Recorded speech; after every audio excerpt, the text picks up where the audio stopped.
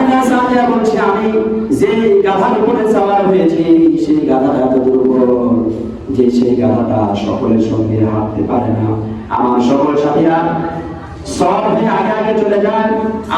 আমি যে গাধায় সওয়ার হয়েছি সেই গাধাটা এত দুর্বল, আমার সাথীদের সঙ্গে তাল মেলাতে পারে না, পেছনে পড়ে।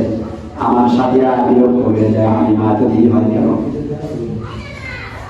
এরপরে যখন মক্কায় চলে গেলেন, মক্কায় যাওয়ার পরে সকল সাথীরা সন্তান পেয়ে গেল।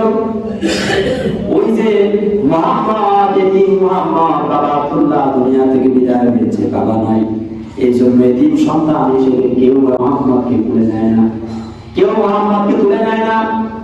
তারা চিন্তা করেছে যার বাবা নাই, এতিম সন্তানকে যদি নিয়ে যায় তাহলে কোনো হাদিয়া পাওয়া যাবে না। কারণ এতিম হলে পরে বাবা নাই, কি আবেদন করবো, কি বা দেবে, কোনো মতলব পাওয়া যাবে না। এই জন্য মুহাম্মদকে নেওয়া যাবে না।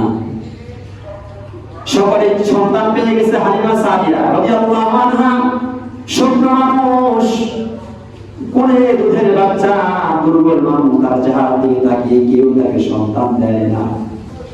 মক্কা তন্ন তন্ন করে ঘুরলো, কেউ তাকে সন্তান দিতে চায় না।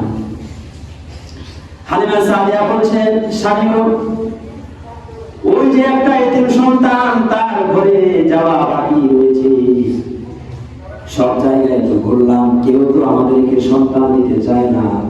আর ওই যে এতিম সন্তান মুহাম্মদ, এতিম বলে কেউ তাকে তুলে নেয় না।